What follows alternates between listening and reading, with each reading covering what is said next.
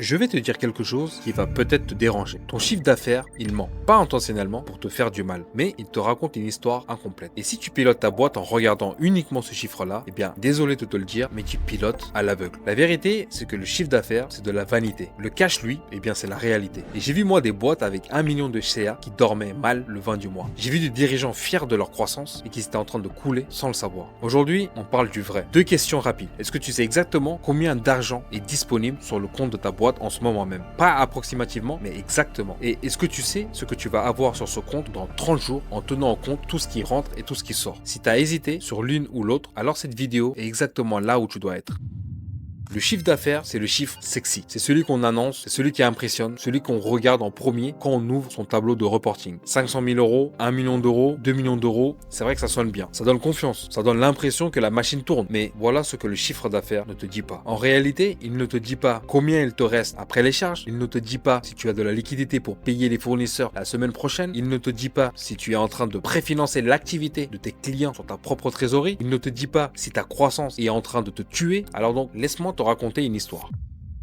Un entrepreneur que j'ai croisé dans le secteur du BTP, c'était quelqu'un de sérieux et qui bossait super bien. Son chiffre d'affaires, 3,5 millions d'euros. C'est un beau chiffre, belle carte de visite, beau discours en soirée réseau. Sa marge nette réelle, 2, et quelques %. Ses délais de paiement client, 90 jours en moyenne. Sa réalité concrète, il préfinançait 3 mois d'activité sur sa propre trésorerie. Il achetait les matériaux, payait ses équipes, réglait ses sous-traitants et attendait 90 jours avant de voir l'argent rentrer. Chaque mois de croissance creusait un peu plus son découvert. Plus il signait de nouveaux chantiers et plus il manquait de cash. Il était en fait piégé dans un paradoxe brutal. Sa croissance le tuait. Il a failli couler avec 3,5 millions d'euros de chiffre d'affaires. Pas parce qu'il ne vendait pas parce qu'il ne travaillait pas, mais parce qu'il pilotait le mauvais chiffre. La vérité, c'est qu'une boîte ne meurt pas d'un manque de chiffre d'affaires, elle meurt d'un manque de cash. Et en France, 80% des PME qui coulent, c'est à cause d'une mauvaise gestion de cash, d'un flux de trésorerie mal géré. Le deuxième problème maintenant qu'on va voir, celui-ci il est technique, mais je vais le rendre tellement simple que tu vas te demander comment tu as pu l'ignorer aussi longtemps. C'est le BFR, le besoin en fonds de roulement. 3 mots qui font peur et qui semblent réservés aux experts comptables et aux directeurs financiers des grandes boîtes. Mais non,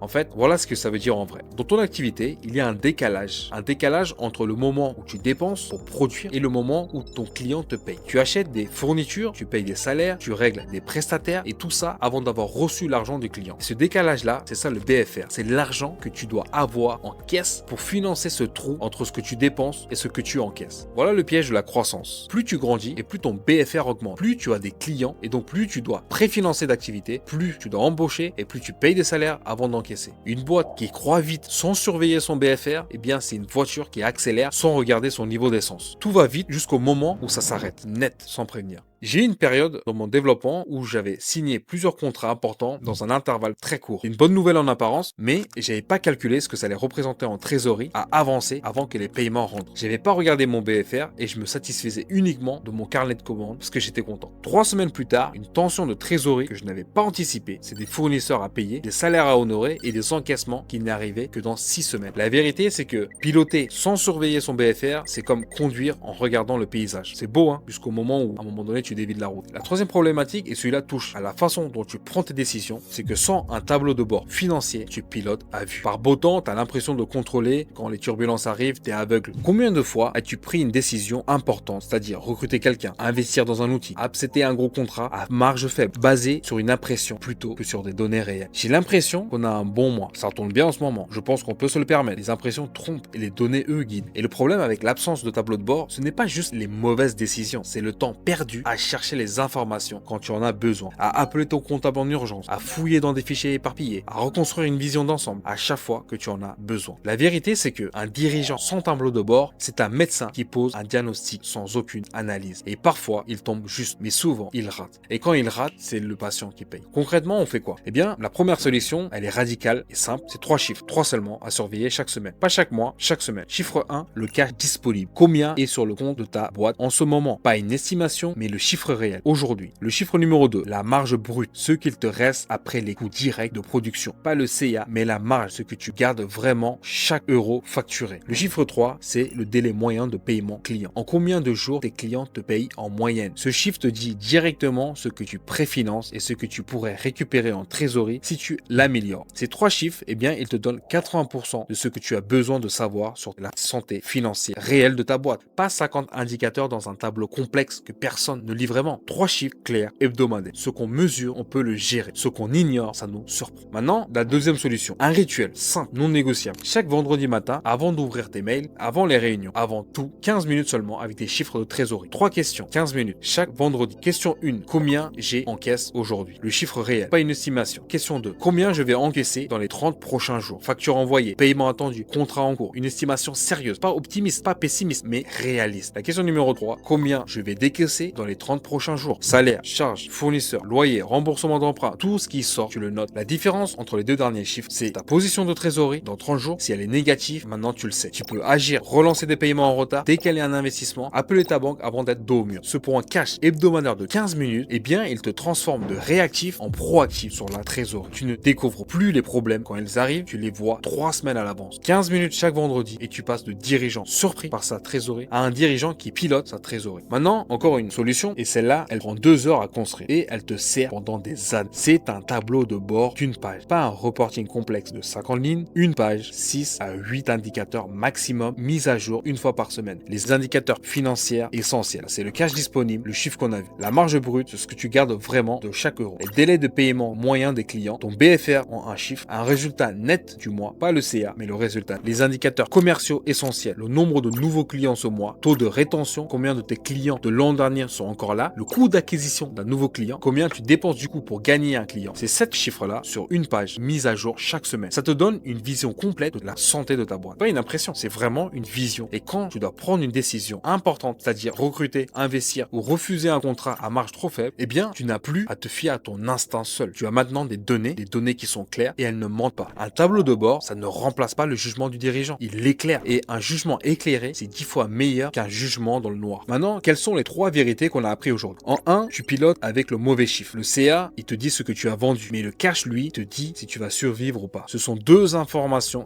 radicalement différentes. En 2, tu ignores ton BFR et chaque mois de croissance sans surveiller ce chiffre, c'est un mois de plus où ta croissance peut se retourner contre toi. En 3 maintenant, eh bien, tu décides à l'instinct parce que tu n'as pas de tableau de bord. Et l'instinct, il est bon, mais il est bien meilleur quand il est éclairé par des données réelles. Une boîte ne meurt presque jamais d'un manque de chiffre d'affaires. Elle meurt d'un manque de visibilité sur son cash. Et la visibilité, ça se construit. Maintenant, cette semaine, une seule action. Ouvre un fichier, écris 3 colonnes. Le cash disponible aujourd'hui, les entrées prévues dans 30 jours et les sorties prévues dans 30 jours également. Remplis-le maintenant, ce soir même si tu peux. C'est ton premier point cash. Et dans 30 jours, tu auras une visibilité que tu n'avais jamais eu avant. Mais cache en commentaire si tu réalises aujourd'hui que tu pilotais avec le mauvais chiffre. Et dis-moi, t'as un tableau de bord financier en ce moment? Oui ou non? Réponds-moi honnêtement. Allez, à très vite. Ciao, ciao.